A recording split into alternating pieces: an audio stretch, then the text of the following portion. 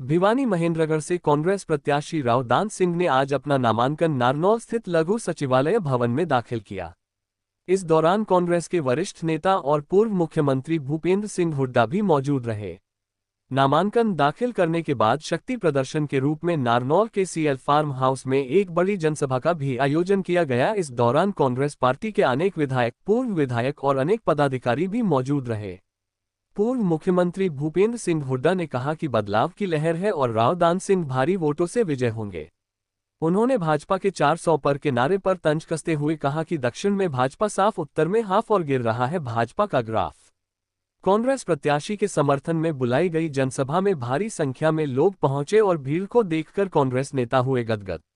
लोकसभा प्रत्याशी राव दान सिंह ने कहा कि भाजपा ने जनता से किए सभी वादे पूरे करने में पूरी तरह से फैल रही है और उन्होंने कहा कि उनका मुख्य एजेंडा भ्रष्टाचार, बेरोजगारी, अग्निवीर किसानों की समस्या आदि रहेंगे। उन्होंने कहा कि आज देश में बदलाव की लहर है और कांग्रेस सरकार बनाएगी। जेजेपी प्रत्याशी राव बहादुर सिंह द्वारा उन्हें बाहरी बताने पर कहा कि मैं तो इसी लोकसभा क्षेत्र में जन्म लिया और यही मेरा कर्म क्षेत्र है, जबकि खुद राव बहादुर सिंह तो दूसरे प्रदेश। दान सिंह जी का नामांकन कराया है और जिस तरह से लोगों का रुझान है, जो समर्थन मिल रहा है, उसके आधार पर मैं कह सकता हूँ भारी बहुमत से इनकी जीत है और पूरे हरियाणा में ही लोग मन बना चुके हैं कांग्रेस के। 10 सीटों पे कितने दावा है? 10 के हरियाणा के 10 कांग्रेस का स्वीप होगा। और 400 का जो नारा है बीजेपी का, क्या मानना है? नारा तो साउथ में साफ, नॉर्थ में हाफ, बीजेपी का गिर गया ग्राफ।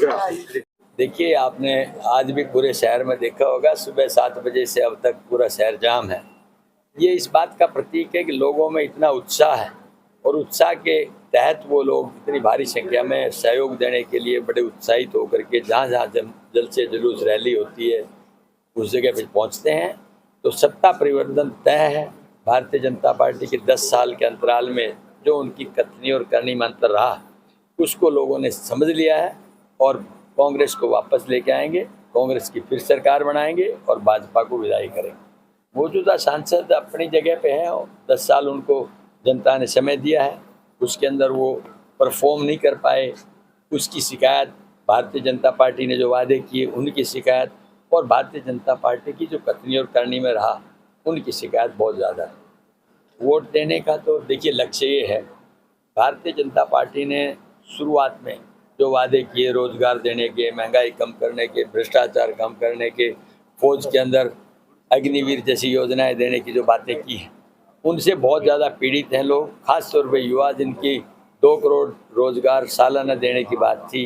आज हालात ये है कि 30 लाख पोस्ट तो खाली पड़ी हुई है, बेरोजगारी सर चढ़ के बोल रही है। हिंदुस्तान में इससे बड़ी बेरोजगारी आज तक नहीं हुई, इसलिए लोग हताश होकर के, चाहे युवा हो, कर्मचारी हो, व्यापारी हो, मजदूर हो, किसान हो, हर वर्ग को भारतीय जनता पार्टी ने निराश किया है। इसलिए लोग मतदान करेंगे और कांग्रेस ये बात कहती है कि किसान को उसकी एमएसपी, जवान को उसकी फौज की रेगुलर भर्ती, अग्निवीर जैसी योजनाओं का समापन और महंगाई को कंट्रोल करेंगे। ये हमारे मुद्दे हैं। जेजेपी के उम्मीदवार ने आरोप लगाया कि आप बाहरी प्रत्याशी हैं, गुड़गांव रहते हैं, क्षेत्र की जनता से नहीं मिलते। पहले तो मैं उनको बता देता हूँ, जो मुझे भारी बताते हैं वो तो प्रदेश से ही बाहर के हैं। दूसरी बात, मेरा जन्म भिवानी में पहलादगढ़ का है और मेरी कर्म सतली है। मेरा इस लोकसभा निर्वाचन क्षेत्र से एक माँ और मौसी का रिश्ता है और वो आज का नहीं है। मेरी पढ़ाई जहाँ तक लगाओ तो दोनों जगह मेरी पढ़ाई रही है। विधायक की भूमिका भी आपने विधायक की भूमिका भी इसी क्षेत्र से रही है। बड़ा प्यार लोगों ने मुझे दिया, 4 बार विधानसभा में भेजा है।